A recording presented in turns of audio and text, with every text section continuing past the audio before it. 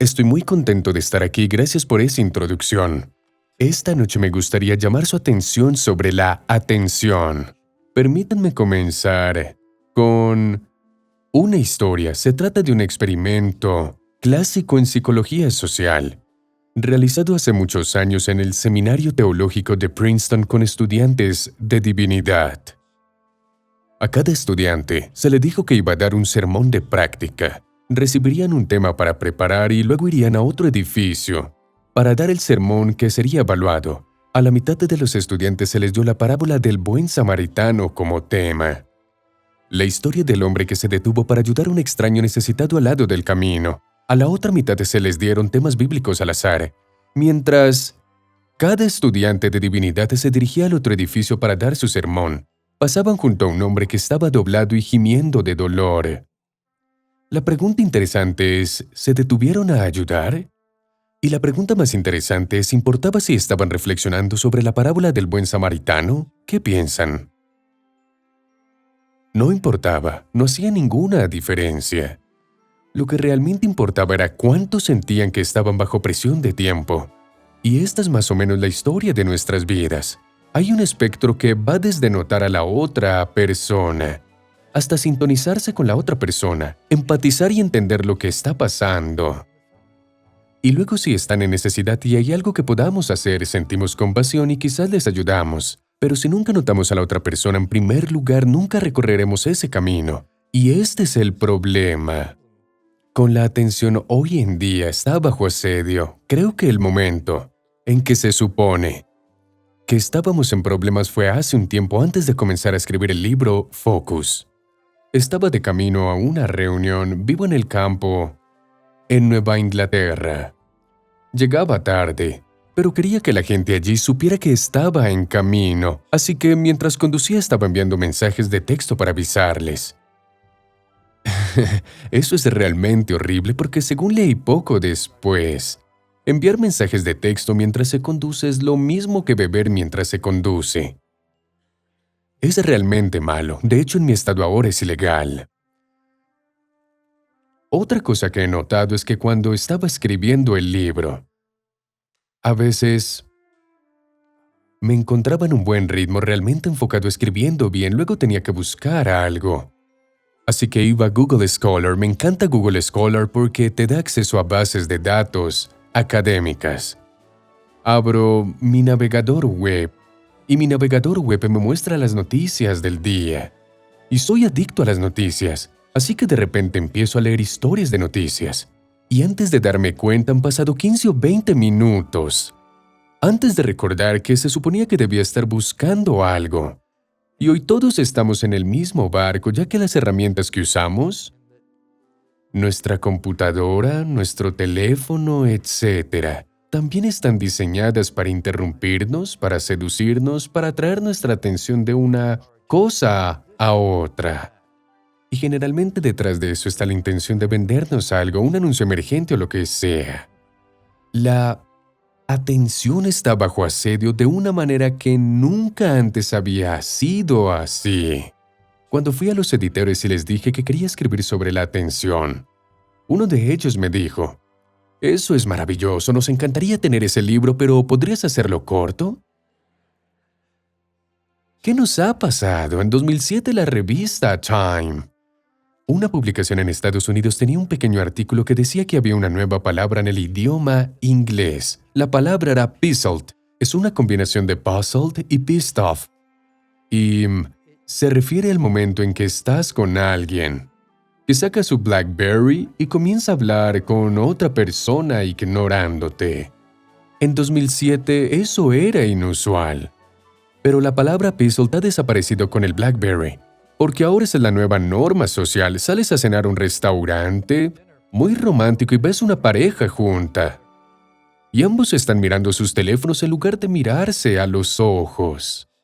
Algo nos ha pasado. En 1977, el ganador del premio Nobel Herbert Simon escribió, de manera muy profética, la información consume atención. Por lo tanto, una abundancia de información crea una pobreza de atención. Creo que hemos entrado en una época en la que estamos en peligro de empobrecimiento intencional. Las señales de esto son más que una pareja mirando su teléfono en lugar de mirarse a los ojos. El otro día vi a una madre sosteniendo un pequeño niño. El niño intentaba llamar su atención y ella estaba ocupada enviando mensajes de texto. Simplemente no estaba disponible. Por supuesto, con los papás ocurre lo mismo. El verano pasado estaba en una isla de vacaciones, Martha's Vineyard, frente a la costa de Nueva Inglaterra, y estaba tomando un taxi desde el ferry hasta mi casa. Compartí el taxi con 7 hermanas de fraternidad, estudiantes universitarias que iban a pasar un fin de semana juntas.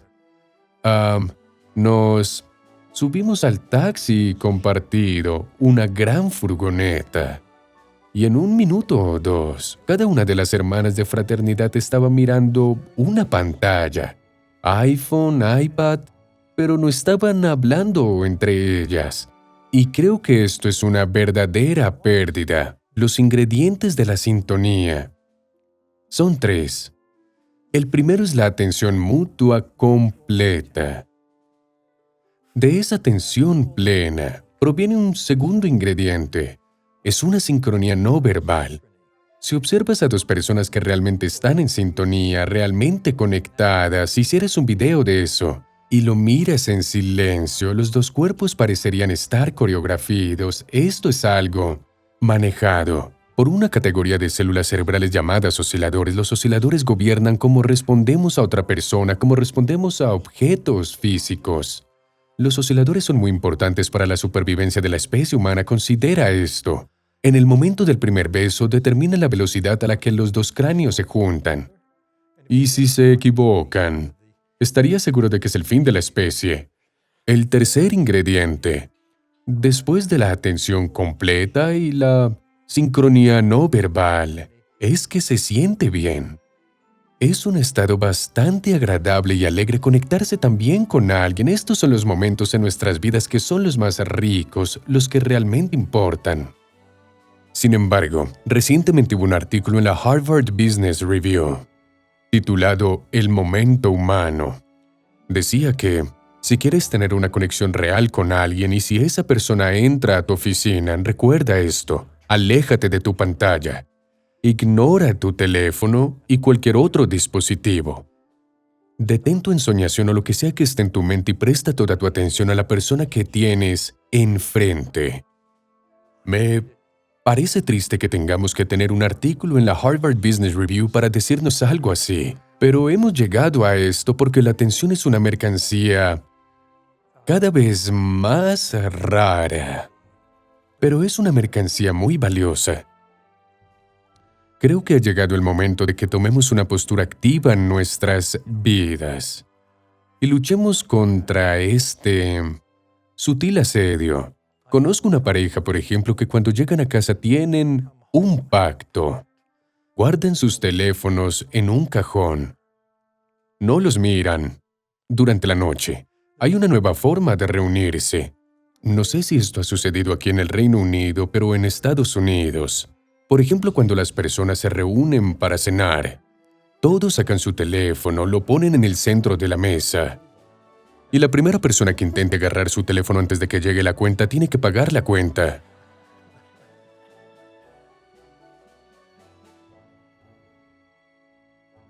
Ahora bien, no hay solo un tipo de atención, hay varias variedades.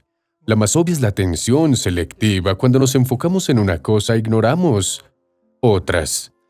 Hay 2 tipos principales de distractores, 2 clases generales. Uno son los distractores sensoriales, así que si me estás mirando a mí, probablemente no estés notando esta pizarra blanca aquí. Eso es relativamente fácil. El difícil es la segunda categoría, son los distractores emocionales. Nuestros distractores emocionales son extremadamente poderosos. Son pensamientos sobre esa conversación que no salió tan bien, la discusión que tuve con mi pareja esta mañana, principalmente preocupaciones de relación, cosas que nos han molestado. Así que cuanto más enfocados estamos, mejor hacemos cualquier cosa. Es bastante obvio. Por ejemplo, una prueba de concentración entre atletas predice que también lo harán la próxima temporada. Eso es bastante directo. Y cuanto menos divaga nuestra mente o la mente de los estudiantes al leer un texto, mejor comprendemos el texto. Sin embargo, resulta que en promedio, mientras leemos un libro, nuestra mente divaga entre un 20 y un 40% del tiempo. Creo que depende del libro. Ese estudio en particular se hizo con Orgullo y Prejuicio. Si se hubiera hecho, digamos, con 50 sombras de Grey, o Blink o lo que sea, podría haber sido diferente. Pero el punto es que cuanto más se interrumpe la atención, especialmente en los jóvenes, más difícil es para ellos captar, construir los modelos mentales acumulativos que equivalen a dominar cualquier materia. Básicamente, hay 3 modos de atención a los que quiero llamar su atención. Aquí hay un esquema. Así que esta es generalmente la relación entre el rendimiento. Digamos que esto es alto y esto es bajo. Y esta es la línea horizontal de la actividad cerebral, particularmente los niveles de hormonas del estrés, como el cortisol y la adrenalina. Y la relación es muy reveladora. Va así.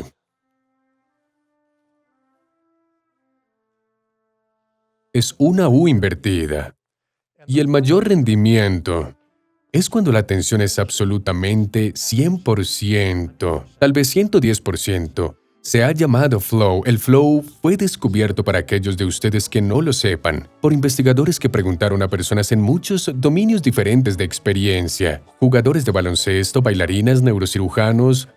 Cuéntenos sobre un momento en el que se superaron a sí mismos, estaban absolutamente en su mejor momento, incluso ustedes estaban sorprendidos, no importa cuál fuera el dominio, las personas describían el mismo estado fenomenológico. Una de las características de este estado es que la atención estaba completamente absorbida. Hubo un neurocirujano que dijo: tuve que hacer una cirugía, una operación que realmente no sabía si podía hacer, era tan difícil. La hice de manera excelente, me sorprendí a mí mismo. Al final de la cirugía miré alrededor y vi algunos escombros en la esquina del quirófano. Dije: ¿qué pasó? Dijeron: mientras operabas el techo se derrumbó por allá. Y no te diste cuenta, es ese tipo de atención. Es inquebrantable, también es un estado en el que se exige al máximo tus habilidades. Y sea cual sea la demanda, puedes cumplirla, eres muy flexible, muy adaptable. Y muy revelador. Es un estado que se siente bien. Es como la sintonía. La sintonía es flow mutuo, flow interpersonal. Así que eso es cuando la atención es del 100%. Cuando tienes demasiado que hacer, muy poco tiempo, muy poco apoyo, cuando te sientes abrumado. Estás aquí abajo. Y las hormonas del estrés están en su punto más alto. Estás en un estado que recientemente fue llamado en una revista científica, en realidad en la revista Science. Un artículo fue titulado La neurobiología del frazzle. No sé si están familiarizados con frazzle, he estado allí muchas veces. Es estrés constante. Y aquí el problema es que no puedes dejar de pensar en lo que te está molestando, lo que te está estresando. No estás enfocándote aquí, no te estás enfocando en la tarea en cuestión, te estás enfocando en lo que te molesta. Y ese es el poder de las emociones se apoderan de la atención, guían la atención, y si son demasiado fuertes, entonces nunca llegarás hasta aquí. Por aquí el rendimiento es bajo porque las personas están poco motivadas, desenganchadas. Este es un gran problema, el desenganche en el lugar de trabajo. Las personas se sienten... De hecho, hubo una encuesta, esto es realmente interesante, se hizo en Harvard. A 2.500 personas se les dio una aplicación en un iPhone, y la aplicación les sonaba en momentos aleatorios durante el día y respondían 2 preguntas. ¿Qué estás haciendo ahora? ¿Y en qué estás pensando ahora? Y la discrepancia, por supuesto, es una medida de la divagación mental. Resulta que el 50% del tiempo, en promedio, nuestras mentes están divagando. La actividad que tuvo el mayor enfoque, sin sorpresas, fue hacer el amor. Pero quien llena esa aplicación, en un momento como ese, todavía no he podido resolverlo. Los 3 más bajos eran el viaje al trabajo, estar sentado frente a una computadora y el trabajo. Eso es esto. Entonces, si no estás comprometido con lo que estás haciendo, tus niveles de cortisol son demasiado bajos.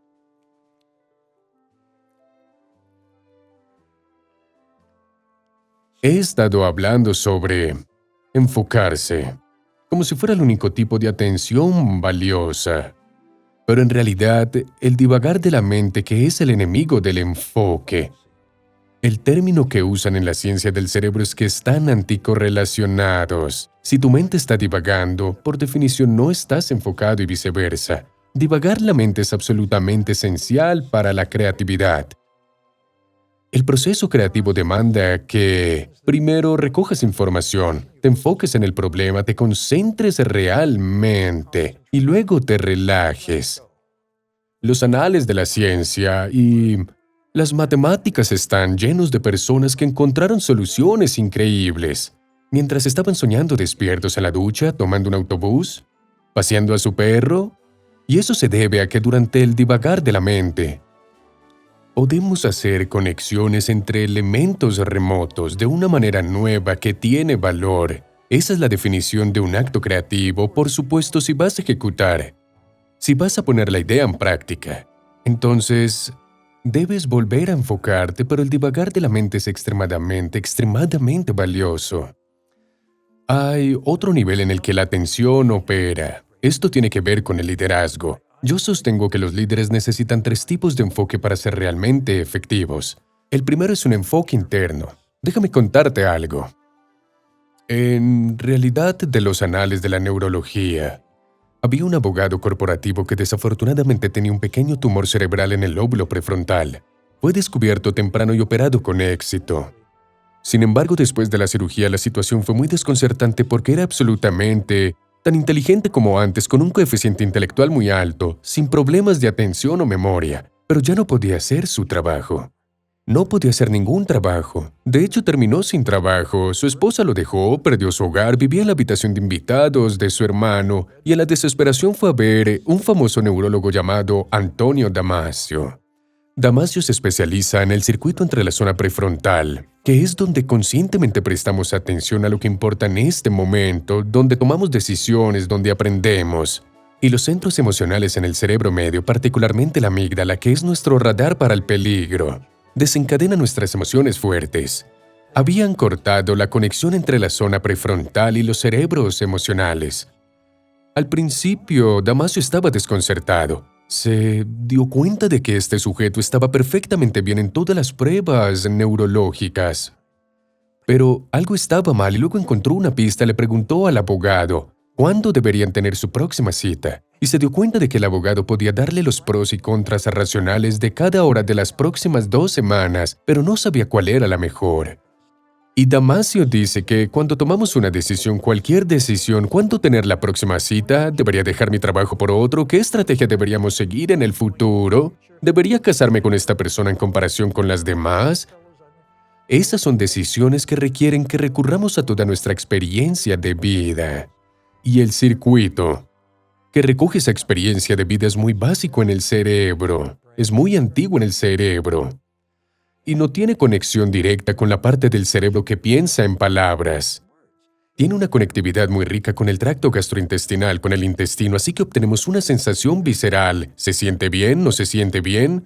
Damasio los llama marcadores somáticos. Es un lenguaje del cuerpo y la capacidad de sintonizar con esto es extremadamente importante porque estos son datos valiosos también. Hicieron un estudio de empresarios en California y les preguntaron cómo toman sus decisiones. Estas son personas que construyeron un negocio desde cero hasta cientos de millones o miles de millones de dólares. Y más o menos dijeron la misma estrategia. Soy voraz recolector de información, quiero ver los números, pero si no se siente bien, no seguiré adelante con el trato. Están sintonizados con sus sentimientos viscerales. Crecí en una región agrícola de California en el Valle Central. Y mi escuela secundaria tenía una escuela rival en la siguiente ciudad, y conocí a alguien que fue a esta otra escuela. No era buen estudiante, casi fracasó, no se graduó, estuvo cerca de no graduarse de la escuela secundaria. Fue a un colegio comunitario de 2 años, como lo llamamos. Encontró su camino en el cine que le encantaba. Entró en una escuela de cine. En la escuela de cine su proyecto estudiantil llamó la atención de un director, que le pidió que se convirtiera en su asistente. Lo hizo tan bien que el director arregló para que dirigiera su propia película, con el guión de otra persona. Lo hizo tan bien en eso que le permitieron dirigir un guión que él mismo había escrito. Y esa película tuvo sorprendente éxito. Así que el estudio que financió esa película dijo, si quieres hacer otra te respaldaremos. Sin embargo, odiaba la forma en que el estudio editó la película. Sentía que era un artista creativo y que habían destrozado su arte. Dijo, voy a hacer la película por mi cuenta, voy a financiar yo mismo. Todos en el negocio del cine que conocían le dijeron que era un gran error. No deberías hacer esto, pero siguió adelante. Luego se quedó sin dinero, tuvo que ir a 11 bancos antes de conseguir un préstamo. Logró terminar la película. Es posible que hayas visto la película, se llama Star Wars. Así que George Lucas tomó una decisión basada en su instinto. No se sentía bien dejar que el estudio destrozara su próxima película. Era su integridad. Y este sentido interno es ético, es un timón ético. Responde a la pregunta, ¿lo que estoy a punto de hacer está en consecuencia con mi sentido de significado, valores, propósito y ética? Esa no es una pregunta que respondamos primero en palabras, la respondemos primero en lo que se siente bien y lo que no se siente bien, luego lo ponemos en palabras. Y cada líder hoy en día necesita un fuerte timón ético. Así que diría que la conciencia interna, el enfoque interno es esencial. Luego está el enfoque en los demás, que es ser capaz de leer a las personas. Ser capaz de sintonizar con una persona. Hay 3 tipos de empatía, y esto es empatía de la que estoy hablando. La primera es la empatía cognitiva. La empatía cognitiva significa que entiendo cómo piensas sobre las cosas, tus modelos mentales, cómo ves el mundo. Lo que eso significa es que soy capaz de comunicarme contigo en términos que realmente entiendes, con los que realmente resuenas. Los gerentes líderes que son capaces de hablar con otras personas con buena empatía cognitiva son capaces de obtener un rendimiento mejor de lo esperado de las personas porque saben cómo movilizarlas, saben lo que importa. Luego está la empatía emocional. La empatía emocional es un sentido inmediato de lo que está pasando en la otra persona. Y esto es absolutamente esencial también. Si solo tienes empatía cognitiva y no tienes empatía emocional, fallarás. El tercer tipo de empatía también es muy importante, es la preocupación empática. No solo sé cómo piensas y cómo te sientes, sino que si hay algo que necesitas y puedo ayudarte con ello, estoy dispuesto a ayudar. Los líderes que tienen la mayor lealtad, con quienes las personas aman trabajar, tienen los 3 tipos de empatía.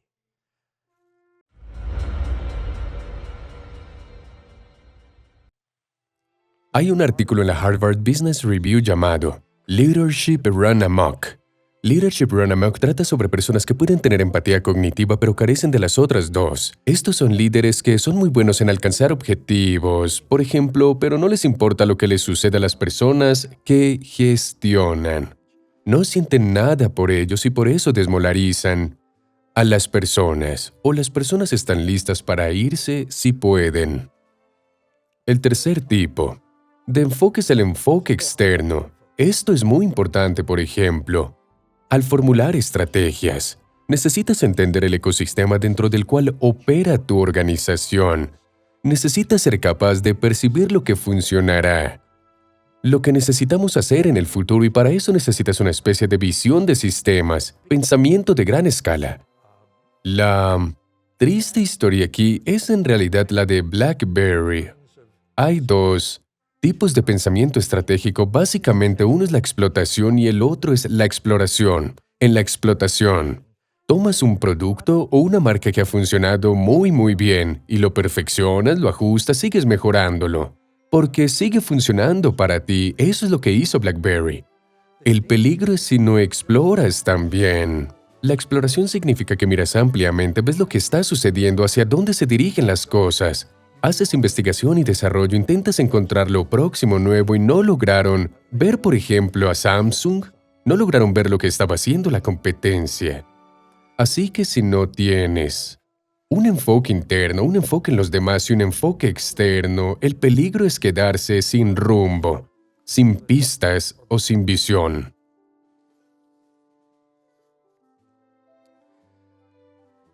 La atención es un músculo mental.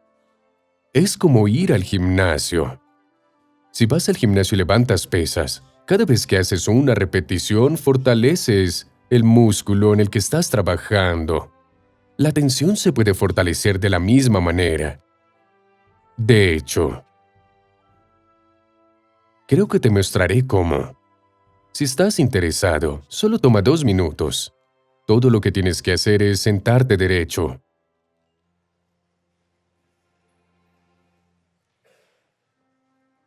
Cerrar los ojos y llevar la atención a tu respiración. No intentes controlar tu respiración, solo observa tu respiración, obsérvala, trata de sentirla entrando y saliendo, tal vez en tus fosas nasales. Y observa cada respiración, la inhalación completa, la exhalación completa. Comienza de nuevo con la siguiente respiración.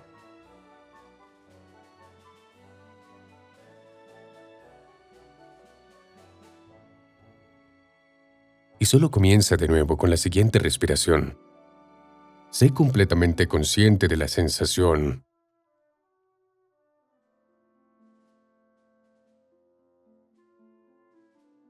Y si encuentras que tu mente está en otro lugar, tráela de vuelta nuevamente y comienza de nuevo.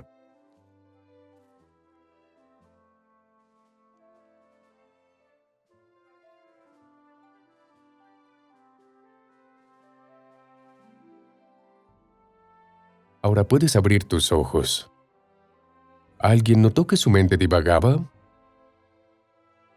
¿Alguien la trajo de vuelta? Esa es la repetición. En realidad, el ejercicio no consiste en mantener la mente enfocada. El ejercicio es cuando divaga, traerla de vuelta. Eso es lo que fortalece la conectividad en el circuito atencional. Este es un estudio que se realizó en la Universidad de Emory. Y este es un músculo básico mío. Lo que me resulta interesante es que normalmente no lo ejercitamos. Dependemos de factores externos para captar nuestra atención. De hecho, nuestra economía en cierto sentido se construye sobre la captura de la atención. La habituación es lo que hace el cerebro cuando ve lo mismo una y otra vez, día tras día, caminando de la misma manera al trabajo, lo que sea. No lo ves después de un tiempo. El cerebro economiza la atención. Orientarse, por otro lado, es abrirse. Es cada vez que el cerebro encuentra algo nuevo, novedoso y sorprendente, excita el cerebro. Piénsalo. Cada temporada hay una nueva moda. Bueno, ¿qué es una nueva moda? En realidad es una variación menor de un producto básico. Cada año hay un auto nuevo. Bueno, ¿qué es un auto nuevo? Es solo la diferencia suficiente para excitar la respuesta de orientación. Así que es la base de nuestra economía. Es un movimiento muy radical. Cultivar la capacidad de gestionar tu propia mente para que puedas orientarte a voluntad. Pero eso es exactamente lo que es posible con el entrenamiento de la atención y me he convertido en un gran defensor de ello. Una razón es la investigación. Richard Davidson es un neurocientífico de la Universidad de Wisconsin. Tiene experiencia en el cerebro y las emociones. Y ha encontrado en su investigación que cuando estamos agitados, molestos, enojados y ansiosos, hay mucha actividad en el área prefrontal derecha justo detrás de la frente. También en la amígdala, el punto de activación del cerebro para la respuesta de lucha, huida o congelación. Cuando estamos por otro lado en un estado realmente positivo, me siento genial, entusiasta, qué día tan maravilloso. Hay mucha actividad en el lado izquierdo y ninguna actividad en el derecho. Cada uno de nosotros tiene una proporción en reposo de actividad de derecha a izquierda, que predice nuestro rango de humor día a día. Él encuentra que hay una curva de campana para esto como para el C y la mayoría de nosotros estamos en el medio. Tenemos días malos, tenemos días buenos y si estás muy hacia la derecha puedes estar clínicamente deprimido, clínicamente ansioso. Si estás muy hacia la izquierda eres muy resiliente, te preocupa rápidamente de los contratiempos. Davidson Se asoció con un colega llamado John Kabat-Zinn, quien ha hecho que la atención plena, como él la llama, sea muy popular, por ejemplo en el sector médico, como una forma de manejar condiciones crónicas. También en los Estados Unidos, al menos en los negocios, recientemente muchas empresas la están incorporando. Es más o menos lo que acabamos de hacer. Davidson y Kabat-Zinn fueron a una startup de biotecnología, un entorno de alta presión 24/7, y enseñaron a las personas cómo hacer atención plena, que es más o menos el ejercicio de observar la respiración, pero lo hicieron 30 minutos al día durante 8 semanas. Lo que encontró fue que antes de eso los cerebros de las personas estaban inclinados hacia la derecha, estaban bastante molestos y estresados. Después de 8 semanas, 30 minutos al día se inclinaron de vuelta hacia la izquierda. Lo que es muy interesante es que las personas comenzaron espontáneamente a decir: oye, sabes, estoy empezando a disfrutar mi trabajo de nuevo. Recuerdo lo que amo de este trabajo. En otras palabras, el estado de ánimo positivo estaba realmente marcando la diferencia. Hay una razón por la que las empresas la están incorporando. Yo mismo siento que no somos nosotros, los adultos, quienes más necesitamos prestar atención a la atención de esta manera. Creo que son los niños. Porque la infancia ha cambiado. La infancia ha cambiado. Como un efecto secundario de este salto del mundo digital en nuestro universo personal. Estaba hablando con una maestra de 8º grado que se quejaba de cómo ahora los niños están enviando mensajes de texto en los Estados Unidos, no sé aquí. El envío de mensajes de texto ha superado las llamadas telefónicas entre los adolescentes como la forma preferida de conectarse. Hay niños que enviarán 100 mensajes de texto al día a sus amigos. Y eso no es inusual, ella dijo. Sabes, durante 20 años he estado enseñando el mismo libro a mis estudiantes de 13 años. Es mitología de Edith Hamilton. Y dijo en los últimos 2 o 3 o 4 años, mis estudiantes están empezando a decir que tienen problemas para leer esto. Es un poco demasiado difícil y ella lo atribuye a una pérdida de la capacidad de comprensión debido a esta distracción constante. Vi a un niño, tal vez de 9 o 10 años, montando una bicicleta y enviando mensajes de texto mientras montaba. ¿Puedes creer eso?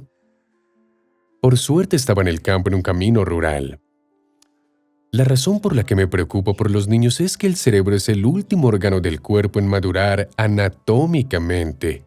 Empieza a crecer desde el nacimiento y en realidad no termina hasta mediados de los 20. Durante ese tiempo el principio de neuroplasticidad es extremadamente importante. La neuroplasticidad dice que las experiencias repetidas moldean el cerebro. Úsalo o piérdelo es otra forma de decirlo. Si un niño tiene una experiencia, por ejemplo, de empatía, y otra experiencia de empatía, el circuito de empatía crece. Si un niño tiene una experiencia de prestar plena atención e ignorar los distractores, ¿qué es lo que acabamos de hacer? La conectividad de ese circuito crece. Los niños necesitan esto para que sus cerebros se desarrollen bien. Cuando vemos crecer a un niño y pasar por diferentes fases de la infancia, lo que estamos viendo son los signos externos del crecimiento cerebral. Creo que nos corresponde ayudar a los niños a moldear sus cerebros de la mejor manera. Estuve en un aula de niños de 7 años en Spanish Harlem en Manhattan. Spanish Harlem es un lugar muy empobrecido. Los niños allí viven en proyectos de vivienda y los proyectos son bastante desoladores. Un niño vino a clase, me dijo la maestra, y estaba un poco conmocionado. Y la maestra dijo: ¿cuántos de ustedes conocen a alguien que ha sido herido de bala? Todas las manos se levantaron. Es ese tipo de infancia, es un lugar muy duro. Y yo casualmente estaba allí para ver algo llamado Breeding Buddies.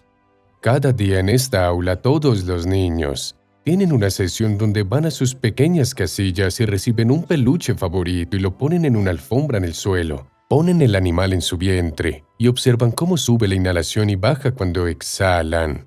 Y cuentan 1, 2, 3 en la inhalación y 1, 2, 3 en la exhalación. Y están haciendo exactamente lo que acabamos de hacer. Están fortaleciendo la capacidad, el músculo mental de la atención. Hay algo más, hay 2 cosas aquí porque el mismo circuito también calma las emociones tormentosas. Y la capacidad de manejar las emociones está inextricablemente ligada a la capacidad de prestar atención, y la maestra dijo, ¿sabes? Un día, debido a un problema de horario, tuvimos que saltar esto y la clase fue caótica. La clase fue caótica, así que hace una gran diferencia para estos niños. He sido durante mucho tiempo un defensor de lo que se llama aprendizaje socioemocional. El aprendizaje socioemocional toma el componente de inteligencia emocional, la autoconciencia, la gestión de tu vida interna, empatía, manejo de relaciones, y lo hace parte del currículo, no de una manera que reste a lo académico, sino de una manera que mejora la capacidad de los niños para manejarse a sí mismos y sus relaciones. Las relaciones de los niños, si eres padre, no necesito decirte esto, pero desde la pubertad. Antes de la pubertad, las relaciones más importantes en la vida de un niño son la familia. Después de la pubertad, olvida la familia, son otros niños. Y los melodramas de la infancia. No me invitaron a la fiesta. Capturar la atención, esas son alteraciones emocionales. Cuanto más puedas manejar esas alteraciones, más capacidad atencional tienes para escuchar lo que la maestra está diciendo. Una de las cosas que hacen en estas clases, en estos programas, he visto esto en New Haven, en un vecindario muy similar en Spanish Harlem. Hay un cartel en la pared de cada aula. Es un semáforo, una luz de tráfico, luz roja, luz amarilla, luz verde. Dice, cuando estés molesto, recuerda el semáforo. Luz roja, detente. Cálmate y piensa antes de actuar. Bueno, detenerse, dice, tienes una lección. Cálmate significa que puedes manejar tu tormento interno. Pensar antes de actuar es una lección muy valiosa porque dice que no puedes determinar qué emociones vas a tener. Nuestras emociones vienen sin ser invitadas, pero una vez que las tienes, puedes detenerte y pensar qué vas a hacer. De hecho, una definición de madurez es alargar el intervalo entre el impulso y la acción. Luz amarilla, piensa en una variedad de cosas que podrías hacer y cuáles podrían ser las consecuencias. Luz verde, elige la mejor y pruébala. Esta es una lección en lo que se llama control cognitivo. Algunos de ustedes pueden conocer la prueba del malvavisco. Es un estudio bastante legendario en psicología. A los niños de 4 años en la Universidad de Stanford se les lleva uno por uno a una habitación, donde los sientan en una pequeña mesa con un gran malvavisco jugoso frente a ellos. El experimentador le dice al niño, puedes comerte el malvavisco ahora si quieres, pero si no te lo comes hasta que yo regrese de hacer un recado, entonces podrás tener 2. Luego sale de la habitación. Este es un dilema que pone a prueba el alma de cualquier niño de 4 años. Te lo aseguro, he visto videos de esto. Algunos de ellos se acercan y lo huelen como si fuera peligroso y luego retroceden, y otros se alejan y cantan y bailan para distraerse. Aproximadamente un tercio de los niños no pueden resistirlo, simplemente lo agarran y lo devoran en el acto. Y otro tercio o algo así espera los interminables 10 o 12 minutos hasta que el experimentador regresa, y entonces obtiene los 2 malvaviscos. La recompensa del estudio llegó 14 años después, cuando rastrearon a estos niños justo antes de que entraran a la universidad y compararon a los 2 grupos, los que devoraron el malvavisco y los que esperaron. Resulta que los que esperaron se llevan mucho mejor con sus compañeros, todavía son capaces de retrasar la gratificación en la búsqueda de sus metas, que es exactamente lo que esta prueba mide. Y esto fue una sorpresa en el examen de admisión a la Universidad Americana, el SAT, que en ese momento tenía un total de 1,600 puntos. Los niños que esperaron tenían una ventaja de 210 puntos sobre los niños que se apresuraron a comer el malvavisco. Esto es realmente interesante porque todos estos niños son hijos de padres de la Universidad de Stanford. Son familias de alto coeficiente intelectual y alto rendimiento. Entonces, ¿qué está pasando? La diferencia parece ser que si no puedes manejar tu impulso, y el divagar de la mente es una especie de microcosmos de eso, entonces estarás más alterado, serás más emocional y no podrás prestar atención a lo que dice el maestro. Por lo tanto, no podrás aprender tan bien. Se realizó un estudio hace algunos años en Nueva Zelanda. Cada niño en una ciudad de Nueva Zelanda que nació a lo largo de un año se convirtió en parte del estudio. Desde los 4 hasta los 8 años fueron rigurosamente evaluados en control cognitivo. Se utilizaron muchas medidas diferentes, incluido el tipo de prueba del malvavisco. Y luego cuando tenían alrededor de 30 años los rastrearon nuevamente y resultó que el control cognitivo, la capacidad de mantener tu mente aquí o traerla de vuelta cuando divaga, fue un mejor predictor de éxito financiero y salud a mediados de los 30 años que el coeficiente intelectual o el estatus socioeconómico de la familia en que crecieron. Es un factor completamente independiente. De hecho, las personas que realizaron el estudio argumentaron que deberíamos enseñar estabilidad a los niños para nivelar el campo de juego. Esto se está convirtiendo en parte del aprendizaje socioemocional. El aprendizaje socioemocional también significa ser inteligente en tus relaciones. Aquí hay algo que sucedió en New Haven entre niños de 11 años. Iban a jugar lo que llamamos fútbol. Creo que aquí lo llaman erróneamente fútbol americano, ¿verdad? Entonces estos niños eran 3 que iban a jugar fútbol. El primer niño es algo regordete, no muy atlético. Y los otros 2 niños son muy buenos en el fútbol, muy atléticos. Y están haciendo comentarios sarcásticos al primer niño. Y uno de los otros niños le dice a este primer niño, con una gran mueca, «Oh, ¿así que crees que vas a jugar fútbol?» Y el niño regordete se detiene, toma una respiración profunda como para prepararse para una confrontación que se avecina. Esto fácilmente podría llevar a una pelea en una escuela. Se da la vuelta y dice, «Sí, voy a intentar jugar al fútbol, no soy muy bueno en eso, en lo que soy bueno es en el arte, muéstrame algo que pueda dibujar realmente bien. Pero tú eres fantástico en el fútbol. Algún día me gustaría ser tan bueno como tú». Y en ese momento el otro niño se acerca, le pone un brazo y dice, «Oh, no eres tan malo, déjame mostrarte un par de cosas». Eso no fue un accidente. Eso se llama un put-up. Ese niño lo aprendió en su programa de aprendizaje socioemocional. Es una forma de manejar las críticas que es un gran problema en la adolescencia y los primeros años de la adolescencia. Y es solo parte de un currículo más amplio, que presta atención a lo que importa a los niños y la atención necesita ser parte de ese currículo. Y no se trata solo de escuelas, los padres son los primeros entrenadores en todo esto. Cuando levantas a un bebé que está llorando y lo calmas, en realidad le estás enseñando cómo calmarse a sí mismo. Cuando le enseñas a un niño pequeño que lo que hizo sentir mal a su amigo, eso es una lección en empatía. Así que ya sabes, estas pequeñas lecciones en atención, en inteligencia emocional, comienzan muy temprano en la vida. Pero creo que tenemos que mejorar en esto. Una razón es que los niños están cada vez más expuestos a influencias que no son tan buenas. No sé si conoces a algún joven que le gusten los videojuegos y pase horas en ellos. Tal vez no suceda aquí en Londres, pero es un gran problema a nivel mundial. Los datos sobre los videojuegos son bastante mixtos. Por un lado, en realidad mejoran algunos aspectos de la atención. Si eres un niño al que le gusta jugar juegos de combate, juegos de batalla y tienes que estar constantemente atento al enemigo que podría aparecer y matarte, es muy bueno para mejorar la vigilancia. Podría ser un excelente controlador de tráfico aéreo, por ejemplo. Sin embargo, también significa que si un niño te choca en el pasillo, tu primer pensamiento es que tiene algo en tu contra. Desarrollas una tendencia hacia la atribución hostil. Entonces los videojuegos que tenemos ahora son bastante mixtos, pero hay una nueva generación que está utilizando hallazgos de la ciencia cognitiva. Hay uno llamado Tenacity que hice que mis 4 nietos jugaran que en un momento tenían entre 7 y 13 años. En Tenacity tienes un iPad. Cada vez que exhalas, tocas la pantalla.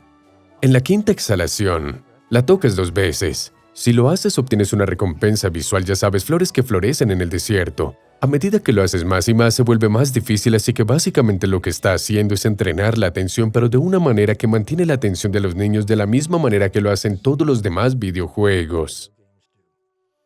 Hay otras cosas que podríamos estar usando. Ya sabes, los medios en general, y digo esto como un periodista formado. Los medios nos dan una visión muy tóxica del mundo. La mayoría de las noticias que recibimos son sobre desastres, amenazas, cosas horribles que le suceden a la gente. Es noticia para la amígdala. La amígdala es una parte muy primitiva del cerebro que quiere saber cuáles son los peligros. Sin embargo, si tomáramos en cualquier día todos los actos de bondad, realizados en todo el mundo. Ya sabes, una mamá alimentando a su hijo es un acto de bondad. Y los pusiéramos en una balanza, y luego tomáramos todos los actos atroces y los pusiéramos en otra balanza. Los actos de bondad superarían con creces a los de maldad. Pero no obtenemos esa visión del mundo a través de la lente de los medios. Pero podemos usar mejor los medios. Un ejemplo que me gusta es Plaza Sésamo. Si tienes un niño pequeño o has tenido uno, es posible que hayas visto Plaza Sésamo. En Plaza Sésamo descubrí cuando visité Sésamo Workshop. Es en realidad una operación muy sofisticada. El día que fui allí, los guionistas estaban reuniendo con 2 científicos cognitivos. De hecho, estaban reuniéndose para hablar sobre el control cognitivo porque los segmentos de Plaza Sésamo resultan ser lecciones basadas en la ciencia envueltas en entretenimiento. Uno de los segmentos que se emitió esta temporada es el Club de Conocedores de Galletas. No sé si estás familiarizado con el monstruo come galletas. El monstruo come galletas es una de las estrellas de Plaza Sésamo y le encanta devorar galletas. Pero Alan, quien dirige una tienda en Plaza Sésamo, decidió iniciar un club de conocedores de galletas muy parecido a un club de conocedores de vinos. En el club de conocedores de galletas, tomas una galleta y la estudias para ver si tiene imperfecciones. Luego, la hueles para percibir su aroma. Y luego tomas un bocado para saborearla. El monstruo de las galletas, por supuesto, estaba ansioso por entrar al club. Entonces, Alan le da una galleta y él instantáneamente la devora.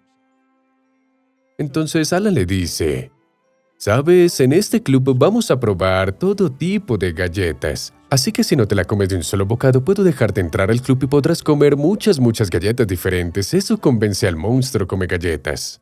Así que esa es una lección. Este es un programa que es amado por niños de 2 a 4 años. Y los niños de 2 a 4 años aprenden en gran medida imitando. Entonces lo que está sucediendo con el monstruo come galletas es que los niños están aprendiendo una lección en control cognitivo. Y creo que cuanto más de eso, mejor. Permítanme terminar contándote sobre un uso inteligente de la emoción positiva, de ser capaz de manejar nuestro propio mundo interior. De ese foco interno, hay un hombre notable llamado Matthew Ricard. Ha escrito algunos libros sobre felicidad. Es francés, tiene un doctorado en biología celular del Instituto Pasteur. Su mentor allí en realidad ganó un premio Nobel por la investigación que estaba haciendo. Pero después de la escuela de posgrado tomó una decisión sorprendente. Decidió dejar la ciencia e irse al Himalaya, convertirse en monje y meditar por el resto de su vida. Ha sido llamado, creo, por el publicista de su editorial el hombre más feliz del mundo, porque ha sido estudiado por científicos y en esta relación de derecha e izquierda está muy lejos hacia la izquierda.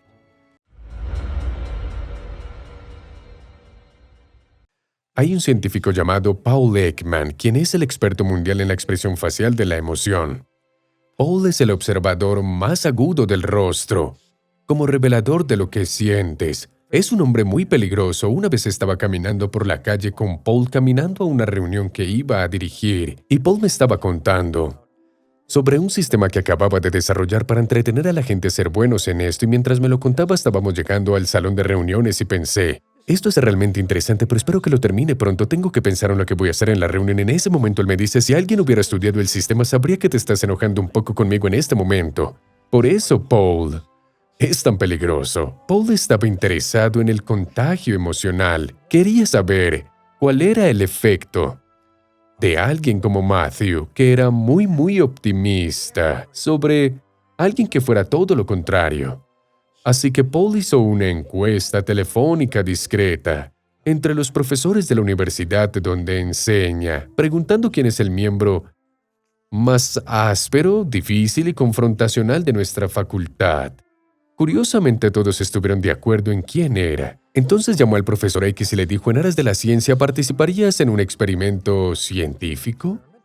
Y el profesor encantado dijo, claro, estaría feliz de hacerlo. A medida que se acercaba el día, empezó a hacer demandas cada vez más extravagantes, por lo que tuvieron que descartarlo y seguir con el segundo profesor más difícil, el Experimento consistía en que tanto Matthew como el profesor tuvieran medidas de su fisiología y luego tuvieran un debate. El debate se basaba en la premisa de que el profesor debería hacer lo que hizo Matthew. El profesor tenía una posición muy influyente, segura, bien remunerada y con tenencia. La premisa del debate era que debería renunciar a ella y convertirse en monje e irse a un eremitorio por el resto de su vida. Al comienzo de este debate, la fisiología mostraba que estaba realmente agitado ante esta idea. Matthew estaba totalmente calmado, así que cuando empieza la discusión, Matthew se mantiene absolutamente calmado y el profesor se va calmando cada vez más. Al final de 15 minutos, el profesor estaba tan a gusto que no quería detener la discusión. Entonces, nuestras emociones son contagiosas, para bien o para mal, especialmente cuando prestamos plena atención el uno al otro. Una vez estaba esperando un autobús en un día muy caluroso y húmedo en la ciudad de Nueva York en agosto.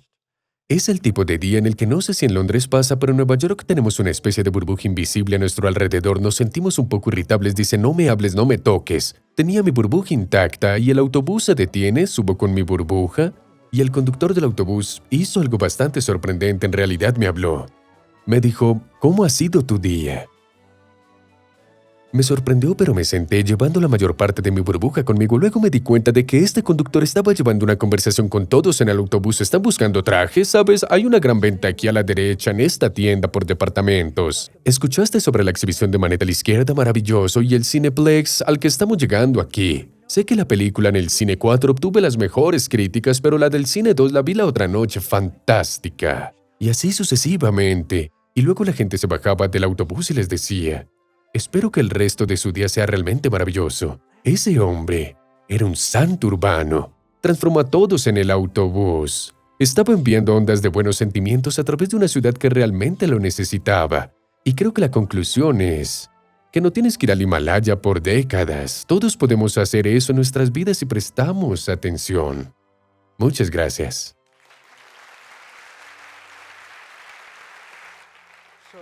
Estoy feliz de responder cualquier pregunta que puedan tener. Hay micrófonos aquí, me han dicho que hay micrófonos en las galerías.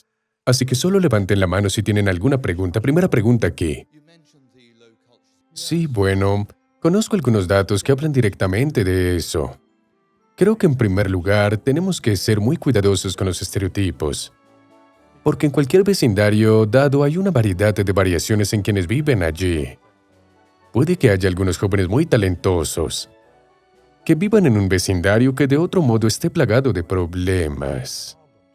Así que, por un lado, deberíamos permitir diferencias individuales. Pero en general, es un problema mundial qué hacer con los niños que crecen en la pobreza extrema. Porque, por un lado, el cerebro es muy frágil. Así que si no estás bien nutrido en la infancia, el cerebro no crece tan bien. A nivel mundial, los niños que crecen en la pobreza pueden tener cerebros desnutridos, lo que los hace susceptibles a todo tipo de problemas de comportamiento, particularmente cuando se trata del desarrollo prefrontal. Como mencioné, la zona prefrontal es la que gestiona las emociones. Si no puedes manejar tu ira, por ejemplo. Muchas personas que terminan en el corredor de la muerte, que han matado a alguien, tienen dañada la zona prefrontal. Así que necesitamos enfrentar esto, como sugieres, de manera contundente y ver cuáles son los problemas y qué posibles intervenciones podría haber, porque nunca descartaría a todo un grupo de niños. En cambio, diría, estos son cerebros en desarrollo. Ayudémosles a desarrollarse lo mejor que puedan, de hecho. Mencioné que el estudio de Nueva Zelanda sugiere que tengamos intervenciones activas, particularmente en la primera infancia. Hay un estudio famoso llamado el Estudio Preescolar Perry, PERRI, donde los niños de un vecindario como este tuvieron un programa muy enriquecido y les fue mucho mejor en la vida que a otros niños del mismo vecindario. La cuestión del coeficiente intelectual y la clase es muy importante de entender. En culturas de todo el mundo donde hay una casta o clase privilegiada y una casta o clase desfavorecida, siempre hubo una gran brecha en los puntajes de coeficiente intelectual entre los privilegiados y los desfavorecidos. Se considera que es genético. Sin embargo, hay algo llamado el efecto Flynn. Flynn es un investigador de la Universidad de Otago, en Nueva Zelanda. Ha demostrado con vastos conjuntos de datos que cada 3, 4, 5 años, cuando se revisan las pruebas de coeficiente intelectual, tienen que hacer las preguntas más difíciles. Tienen que hacer las preguntas más difíciles porque los niños se vuelven más inteligentes cada generación que las generaciones anteriores. En otras palabras, no es algo fijo. Otra cosa que he encontrado es que cuando un grupo de una clase desfavorecida migra a un país donde no existe el prejuicio sobre esta casta o clase, sus hijos lo hacen tan bien como otros niños. Así que no es genético, es en gran medida situacional. Así que tienes toda la razón, tenemos que mirar directamente a esas situaciones y ver qué podemos hacer para ayudar. ¿Dónde está el micrófono? Siguiente pregunta.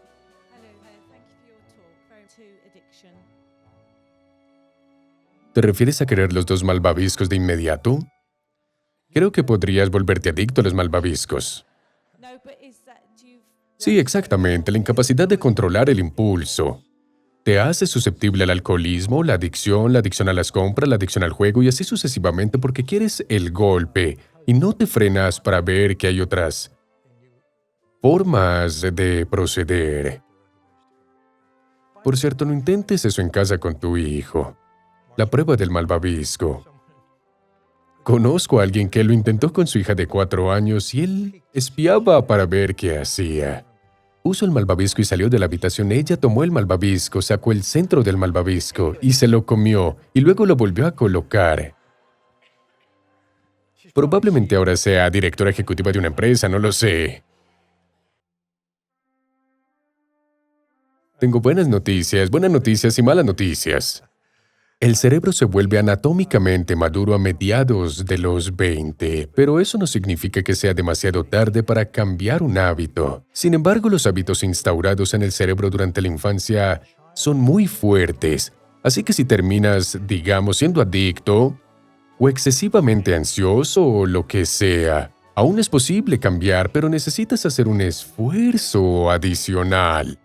La razón es que tienes que practicar el nuevo comportamiento más saludable y mejor una y otra vez. Porque has practicado la manera incorrecta 10,000 veces, lo has hecho una y otra vez y el circuito es muy fuerte. Pero aquí cruza los brazos. Esto es lo que se siente tener un hábito. Ahora crúzalos de la otra manera, con el otro brazo encima. Así es como se siente cambiar el hábito. Es un poco raro al principio, un poco extraño.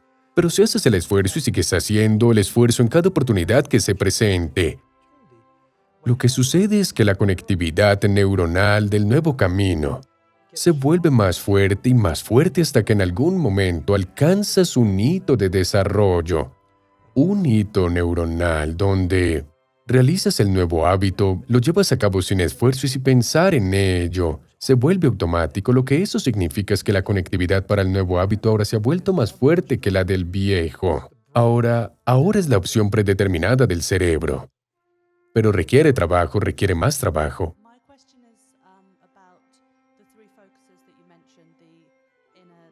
Bueno, creo que cada uno se puede mejorar, no creo que haya una jerarquía porque, por ejemplo, en la investigación sobre líderes, encontramos que algunos líderes pueden ser muy buenos en cualquiera de los dos o uno de ellos y malos en cualquiera de los otros.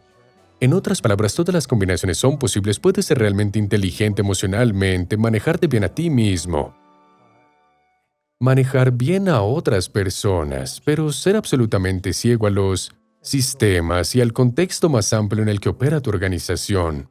O puedes ser muy bueno manejándote a ti mismo y muy malo en leer a las personas. En el lugar de trabajo, hay toda una clase de personas que son excelentes contribuyentes individuales, a menudo muy buenos en sistemas, y que trabajan muy duro. Los programadores de computadoras, por ejemplo, que no tienen empatía. Estaba hablando con alguien aquí, en Europa, que estaba en la compañía y me dijo: tenemos un tipo que es absolutamente brillante en sistemas y no podemos ponerlo frente a un cliente. Porque cuando lo hacemos simplemente comienza a hablar sin parar. Nunca se detiene a conocer al cliente, a averiguar qué tiene en mente, a entender el problema desde su propio punto de vista. Así que aquí tienes a alguien que es muy bueno en lo interior, en manejarse a sí mismo y en sistemas, pero no en personas. ¿La atención se maneja o valora de manera diferente? Absolutamente. Sí, quiero decir, la cultura hace una enorme diferencia, particularmente, por ejemplo, en valorar la atención, el entrenamiento de la atención. La mayoría de los métodos de entrenamiento de la atención que usamos ahora provienen de las culturas orientales porque las culturas orientales, como Bután, por ejemplo, muchas personas en Bután son meditadores. Tal vez, en cierta medida, casi todos ellos, todos los ciudadanos, es parte de la cultura, es parte del trasfondo. Las metodologías que tienen son bastante sofisticadas, han sido desarrolladas a lo largo de milenios. Personas como Richard Davidson, a quien mencioné, que investigan en esta área, están utilizando asesores expertos de esas culturas para ayudarles a comprender cuál es el potencial para que nosotros entrenemos la atención, porque en Occidente estamos bastante limitados en nuestra visión de cómo entrenar la atención. Así que creo que cuando se trata de una facultad mental, la cultura hace una enorme diferencia. Lo mismo es cierto, por cierto, con las emociones. Cada cultura valora y expresa las emociones de manera diferente. Todos tenemos el mismo cableado universal para las emociones. Bueno, el monje francés en realidad es bueno en salvar a todos.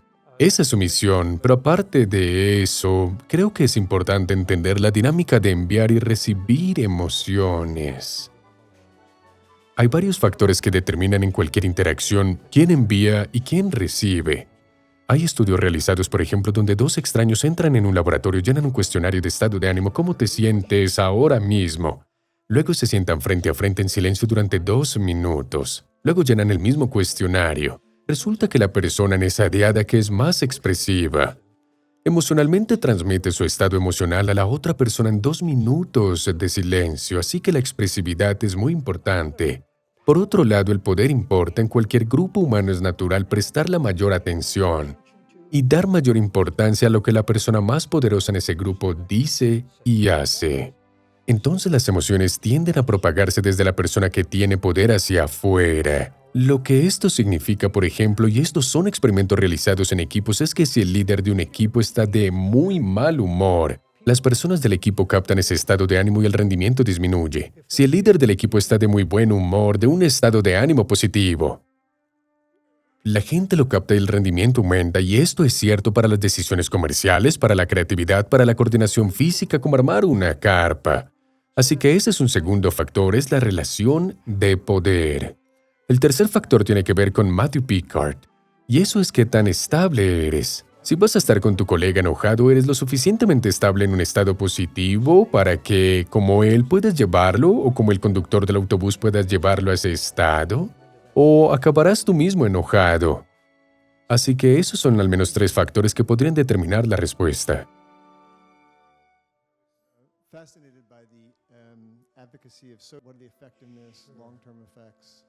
Correcto. Entonces, el Ritalin que por supuesto se da a los niños que tienen el llamado TDAH, trastorno por déficit de atención con hiperactividad.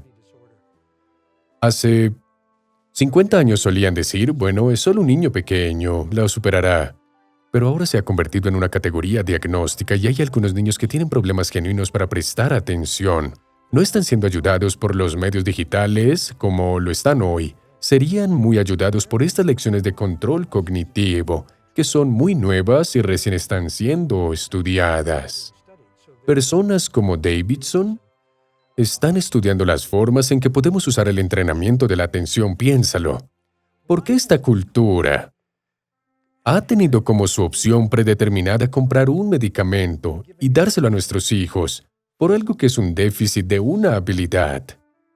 Es un déficit de habilidad. La atención es una habilidad. Creo que la razón es que hay compañías farmacéuticas que están ganando mucho dinero vendiéndonos esos medicamentos y convenciéndonos de que esta es la mejor alternativa. Esta es mi opinión personal. Cuando en realidad lo que hemos hecho es investigación básica sobre los mecanismos de atención involucrados en el TDAH y qué tipo de entrenamiento ayudaría a los niños a mejorar en ello.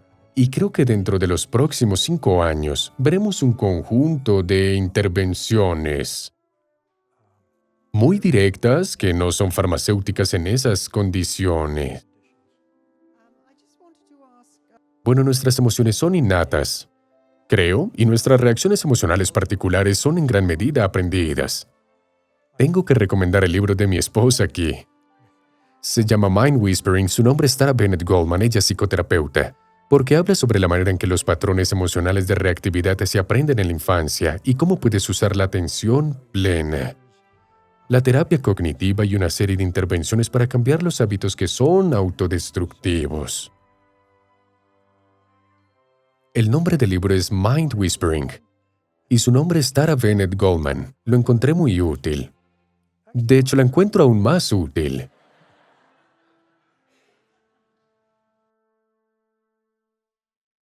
De hecho, hay datos sobre eso. Si eres pesimista, ¿puedes aprender a ser optimista? Hay una investigación realizada por un tipo llamado Martin Seligman en la Universidad de Pensilvania que desarrolló un campo llamado psicología positiva. Desarrolló el campo porque la psicología durante 80 años solo estudió la patología. Había un problema. No habíamos notado que había un espectro positivo de emoción y experiencia. Pero en cualquier caso, Seligman tomó a niños que eran propensos a la depresión. Resultó que tendían a ser pesimistas y si algo no les funcionaba o tenían un contratiempo en la vida, decían, es por mi culpa y siempre seré así. Pero él les enseñó a pensar de manera diferente. Bueno, fue la circunstancia. Las circunstancias pueden cambiar y puedo hacer algo para cambiarlas. Es una perspectiva más optimista. Y descubrió que en realidad después de aproximadamente un año sus patrones de pensamiento habían cambiado. Pero es lo que dije, con cualquier comportamiento de este tipo, tenemos que seguir intentándolo y seguir intentándolo en cada oportunidad que surja de manera natural y apartarnos cuando volvamos al patrón antiguo. Así que sí, el optimismo se puede aprender. Conozco al caballero que inventó la terapia cognitiva. La terapia cognitiva analiza nuestros patrones de pensamiento distorsionados y nos ayuda a ver las cosas de manera más realista. Es muy efectiva para la depresión. Su nombre es Aaron Beck, ahora tiene 93 años. Tuvo un terrible accidente que lo dejó en una silla de ruedas. Y tuve la oportunidad de hablar con él después de eso y estaba muy optimista. Es una de las personas más optimistas que conozco. Luego perdió la vista de un ojo y mientras hablaba con él dijo, bueno, sabes, mi ojo derecho funciona perfectamente, aún puedo leer. Y luego se quedó ciego de su ojo derecho y dijo, sabes, aún puedo escuchar libros en cinta. En otras palabras, tenía la capacidad de ver lo que estaba bien, en lugar de lo que estaba mal, que es de lo que estás hablando.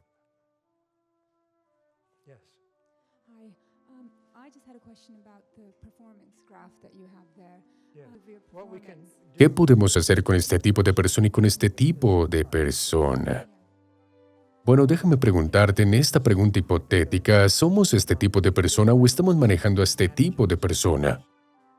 ¿O somos un amigo de este tipo? ¿Quiénes somos? ¿Somos la persona? We're a friend of this type. Okay. I have a friend who, yeah. Let's say the We psychologists hear undermotivated, that all the time. disengaged person. So,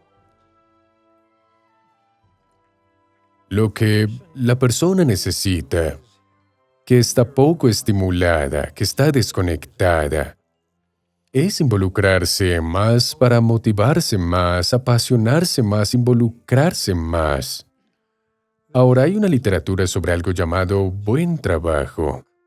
El buen trabajo combina 3 cosas. Combina aquello en lo que realmente somos buenos, nuestra excelencia, con lo que realmente nos apasiona, lo que nos involucra, y lo que valoramos con nuestra ética. Si alineas esas 3 cosas, naturalmente vas a ascender de aquí a allá. De hecho, entrarás en flow con mucha más facilidad.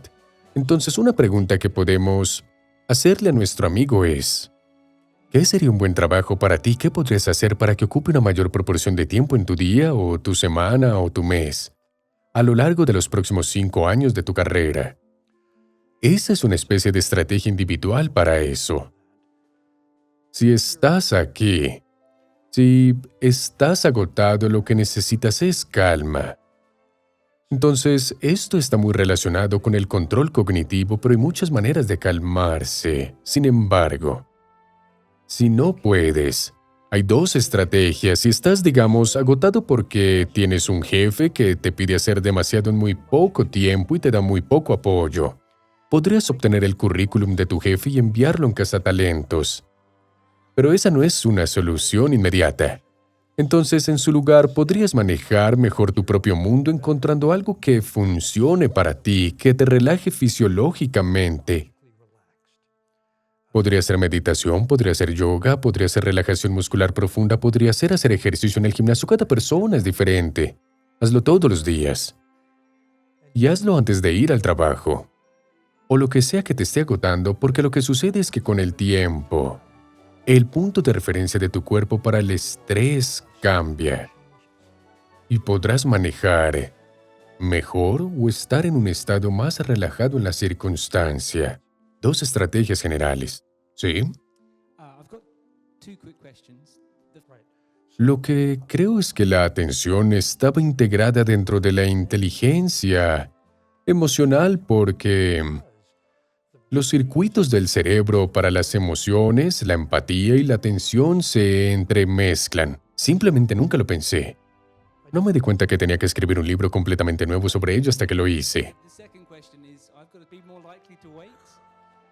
Probablemente ya las estás haciendo. Simplemente ser un padre lo suficientemente bueno es genial, pero presta atención a los sentimientos de tu hijo, sus necesidades. Eso es muy importante. I wasn't entirely. People just have a natural emotional intelligence. Oh, sí, no respondí tu pregunta. La respuesta es que es tanto aprendido como innato. En el sentido de que cada uno de nosotros nace con un rango particular de puntos de referencia en los químicos cerebrales que manejan la emoción.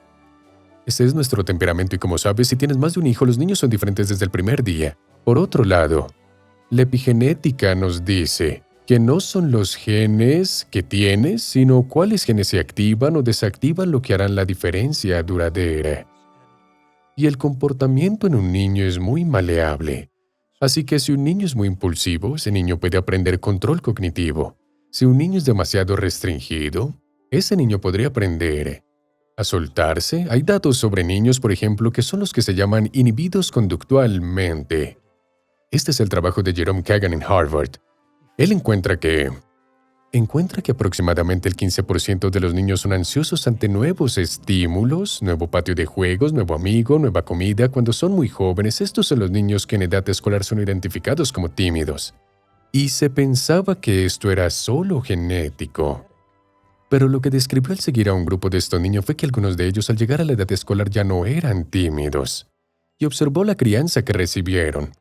Y descubrió que la diferencia era esta. Si tus padres te identifican como es tímido y te protegen, esos son los niños que no cambian.